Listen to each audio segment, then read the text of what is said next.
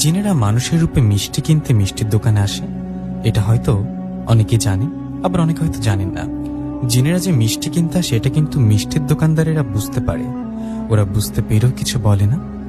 সেরকম একজন মিষ্টির দোকানদার গফুর চাচা। আমি নিশাদ, দুদিন হলো এই গফুর চাচার মিষ্টির দোকানে কাজ করে নিয়েছি।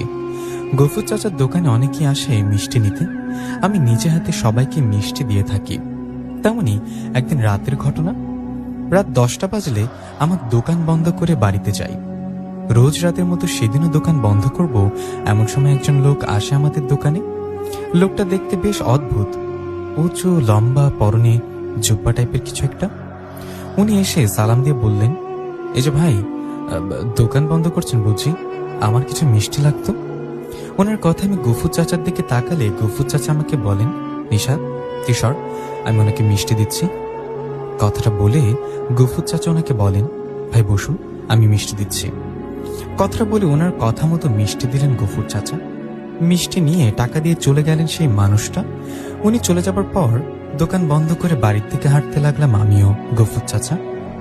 গফুর চাচা আমার বাড়ি একই গ্রামে। আমরা হাঁটছি এমন সময় গফুর চাচাকে বললাম, চাচা ওই লোকটা বেশ অদ্ভুত না, পরনে কেমন পোশাক পরা।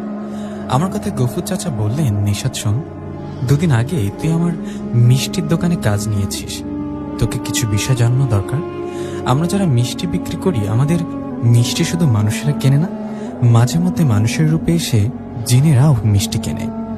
গফুর চাচার কথা অবাক হয়ে বললাম, কি জিনেরা মিষ্টি কিনতে আসে, এটা কি সত্যি?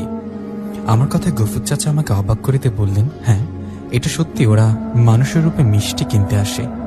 একটু আগে দোকান বন্ধ করার আগে যিনি আসছিল তিনি সাধারণ কোনো মানুষ নন, উনি একটা জিন। কি বলো, উনি জিন ছিল? আমাকে অবাক হতে দেখে উনি বললেন, হ্যাঁ উনি জিন ছিল। আমি জিনদের দেখলে বুঝতে পারি, ওদের উচ্চতা, কথাবার্তা ও পোশাক দেখলে ধারণা করতে পারি।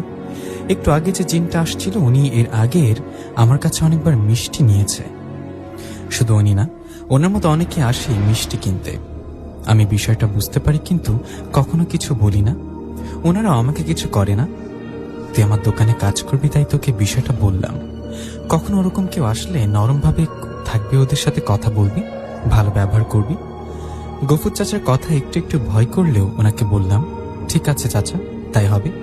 এই বলে দুজনে গল্প করতে করতে বাড়িতে চলে গেলাম। বাড়িতে যাবার পর মাকে ডাকতে মা বললেন, আসছিস বাবা, যা হাত মুখ ধুয়ে নে, আমি খাবার দিচ্ছি। মায়ের কথায় আমি হাত মুখ ধুয়ে খাবার খেতে আসলাম। এসে মা, বাবা ও আমি তিনজন খাবার খেতে লাগলাম। খাবার সময় বাবা বললেন, তা হ্যাঁ রে, কাজ কেমন চলছে তোর? এত কিছুর কাজ থাকতে তোর মিষ্টির দোকানে কাজ করতে হবে কেন? বাবার কথার জবাবে আমি বললাম, বাবা কোনো কাজই ছোট না, বড় হয়েছি, কাজ করতে তো খেতে হবে, তাই না? আল্লাহ দিলে আমাদের বেশ ভালোই জমি জমা আছে, আমি কাজ না করলে আমাদের সংসার চলবে, তাই বলে কি কাজ করব না? মিষ্টির দোকানে কাজ করেছি, এটা একটা নতুন অভিজ্ঞতা হচ্ছে কাজের, এটা করতে থাকি, দেখি সামনে কি করা যায়। এই বলে খাবার খেয়ে চলে গেলাম ঘরে। আমি ঘরে গিয়ে একটু পর ঘুমিয়ে পড়লাম। পরের দিন সকালে যথারীতি খাবার খেয়ে চলে গেলাম দোকানে। দোকানে যাবার পর দোকান করছি। গফুর চাচা আমাকে বলছিল, মানুষের রূপে মাঝে মাঝে জিনেরা আসে। আমি শুরুতে বিষয়টা বুঝতে না পারলেও পরে বুঝতে পারি, জিনেরা আসে কিন্তু আমি নর্মালি তাদের মিষ্টি দিয়ে দেই। এভাবে চলে যায় কয়েকটা দিন। কয়েকদিন পর এক দুপুরবেলা আমরা দুপুরের খাবার দোকানে বসেই খাই।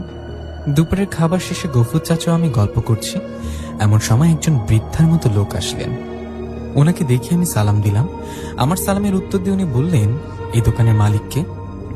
তখন গফুর চাচা বললেন, যে বলুন, আমি এই দোকানের মালিক। গফুর চাচার কথায় উনি বললেন, কাল আমার ছেলের বিয়ে, কিছু লাগতো, আপনি কি কালকে টাটকা কিছু মিষ্টি বানিয়ে দিতে পারবেন? ওনার কথায় গফুর চাচা বললেন, হ্যাঁ হ্যাঁ বানিয়ে দেওয়া যাবে, আপনার কতগুলো মিষ্টি লাগবে বলুন।